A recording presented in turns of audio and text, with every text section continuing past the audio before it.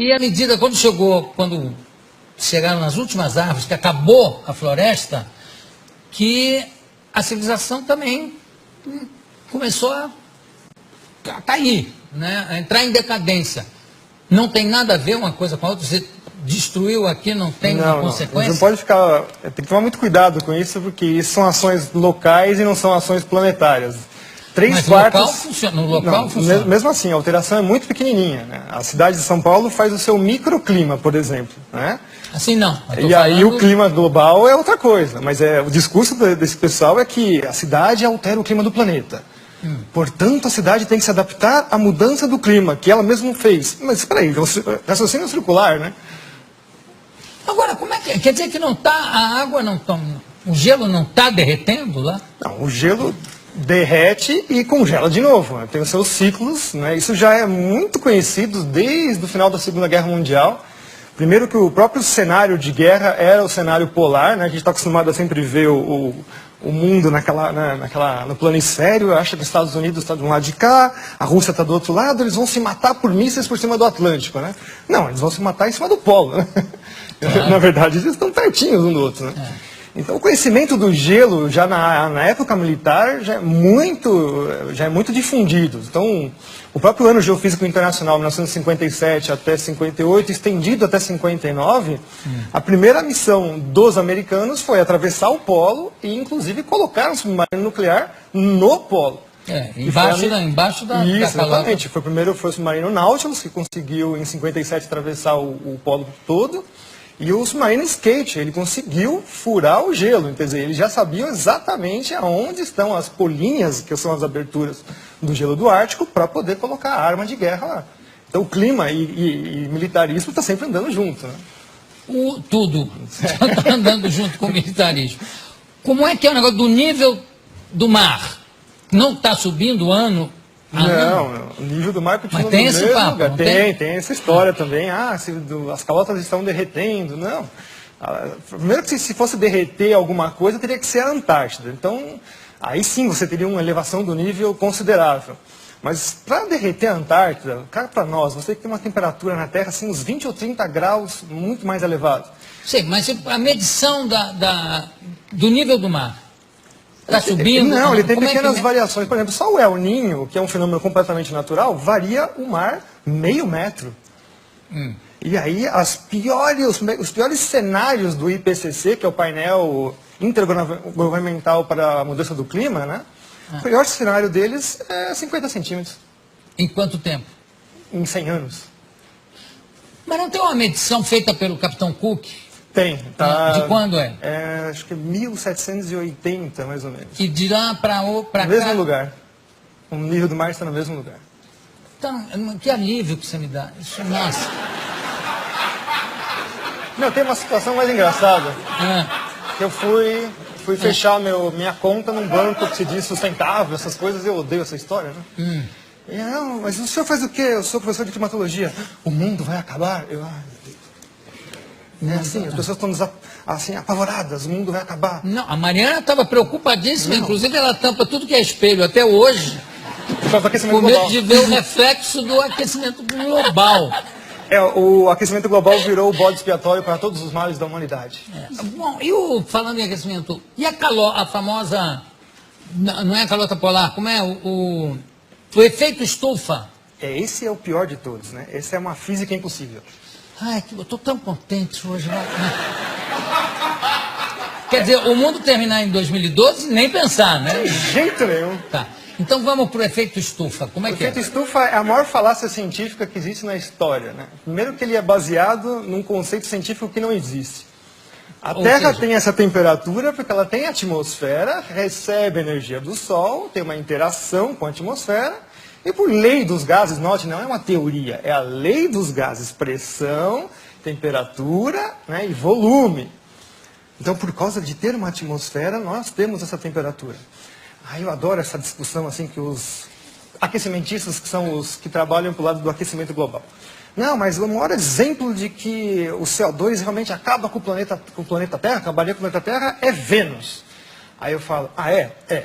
Tá, qual é a pressão atmosférica na superfície de Vênus? Não sei. São 90 vezes a pressão atmosférica da Terra. Portanto, a temperatura lá é de 400 graus na superfície, não é por causa do CO2, é por causa da pressão atmosférica da atmosfera de Vênus. E Vênus também tem o problema da camisa, né? Que deve ter uma certa influência. Agora, quer dizer que não há o efeito estufa? Não, essa física não existe. Então, o negócio do pum dos carneiros da Nova Zelândia, você já ouviu falar nisso? Já! Não é que é uma quantidade tão absurda de puns que vai causar o apocalipse, porque vai estourar com a calota não, como é que chama? Com a famosa camada de ozônio. Que não existe, né? A camada de ozônio é uma coisa que não existe, né? Não existe? Não. Meu Deus, que alívio que eu estou hoje. Quer dizer que o carneiro pode dar pum à vontade. Eu sei que tem fazendeiros ensinando o carneiro a se segurar. Pode soltar.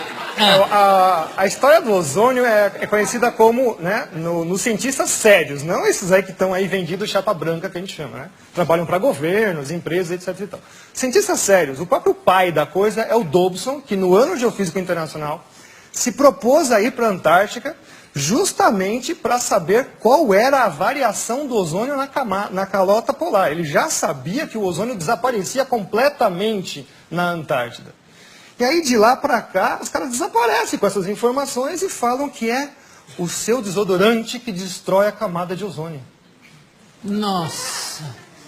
Nunca mais eu pego um sujeito fedendo, que eu brigar com ele para botar um desodorante. Aí quando você vai ver o que acontece, é a quebra das patentes dos CFCs, os gases refrigerantes. Então, em 87, começam a terminar as patentes, elas começam a se tornar públicas, você não precisa mais pagar royalties para elas.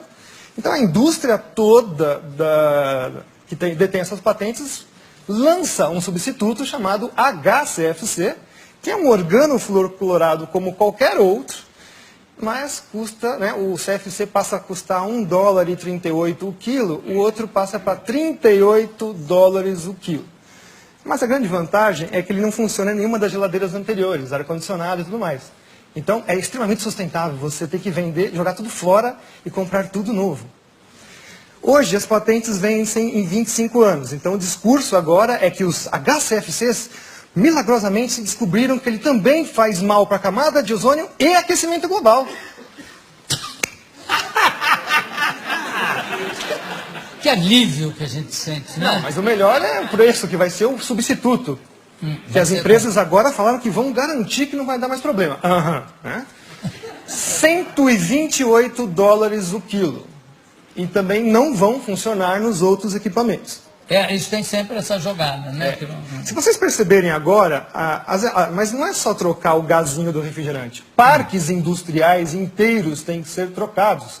Porque existem os sistemas de refrigeração central, caldeiras e tudo mais. Se vocês perceberem agora, todos os produtos estão passando a butano de novo. Os CFCs, quando eles vieram no final dos anos 40, 50, eles vieram justamente para resolver o problema de explosões em fábricas, porque é um gás totalmente inerte, não tem nenhum problema com ele. Então, hoje nós estamos voltando para trás, né? Começo do século XX de novo, por uma mentira que é que esse gazinho destrói a camada de ozônio. Qual é o gás que destrói a camada de ozônio? A hipótese, é uma hipótese de novo antrópica, que nunca foi provada, é que os CFCs, os gases organofluoroclorados, conseguem destruir a camada de ozônio. O butano não. O butano está isento. Ele fica lá, por enquanto, né? Até alguém arrumar um problema com ele. Tem uma coisa que me chama muita atenção, Ricardo, é que sempre que você vê o anúncio de um fenômeno astronômico, a queda de um meteoro, ou um fenômeno geográfico e físico, sempre é assim, a temperatura chegou a não sei quantos graus, que não acontecia desde 1920. A nevasca que aconteceu esse ano não se via desde 1887. Quer dizer que sempre anteriormente, teve alguma coisa pior? Sim, nossa, muito pior. Pois é, então por que essa coisa catastrófica, né? de achar que a próxima será a pior. Se nunca acontece Os isso. registros paleoclimáticos mostram coisas assim muito piores, tipo o nível do mar subir 50 metros em 100 anos, a temperatura subir em 50 anos 8 graus, e o pessoal está falando que vai subir meio grau em 100. Que isso, é piada isso? Isso é uma piada. Olha, tem gente já querendo fazer pergunta ali na plateia, não é? Pode fazer, faça. Você disse que esse negócio do aquecimento global não tem nada a ver e tal.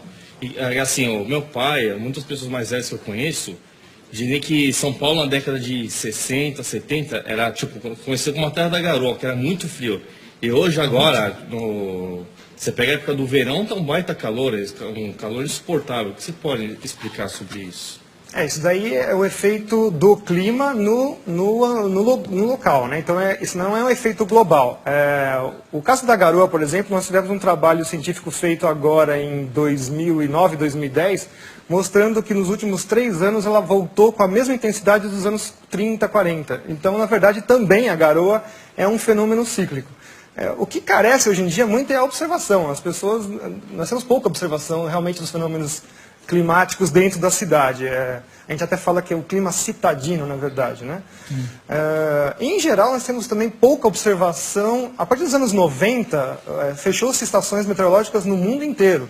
O próprio presidente Collor de Mello fechou diversas estações meteorológicas aqui no Brasil também. Então, a gente carece bastante de informação meteorológica em loco. Os satélites medem, mas sempre tem assim um problema de método, enfim, não é uma coisa tão fácil. A influência do desmatamento no clima global. Não existe.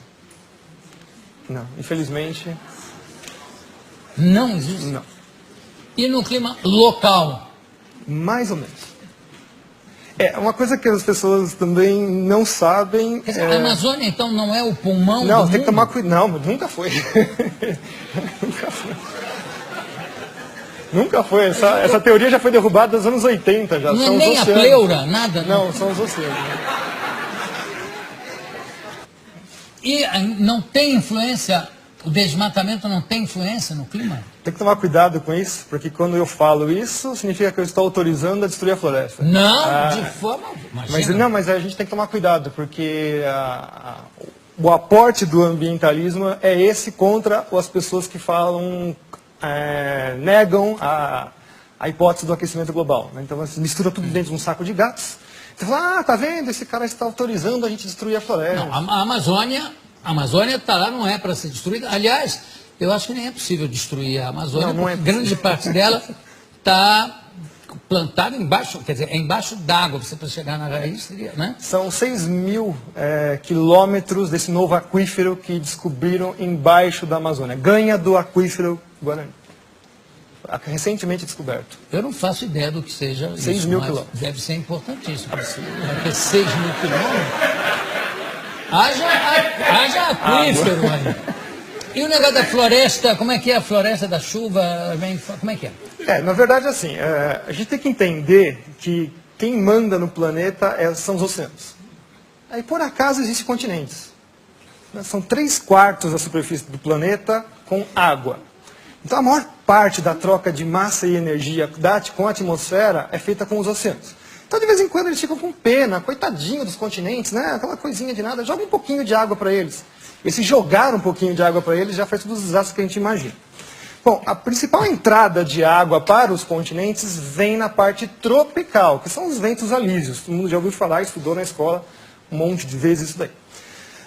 O próprio Kippen, que é uma das primeiras pessoas que estudou climatologia lá no século XVIII, XIX, né, começando esses estudos, ele falou assim, mas como é que eu vou estudar o clima, que a atmosfera é uma coisa que é invisível, altamente dinâmica e não dá para fazer nada? Bom, ele conseguiu verificar que a vegetação respondia ao clima.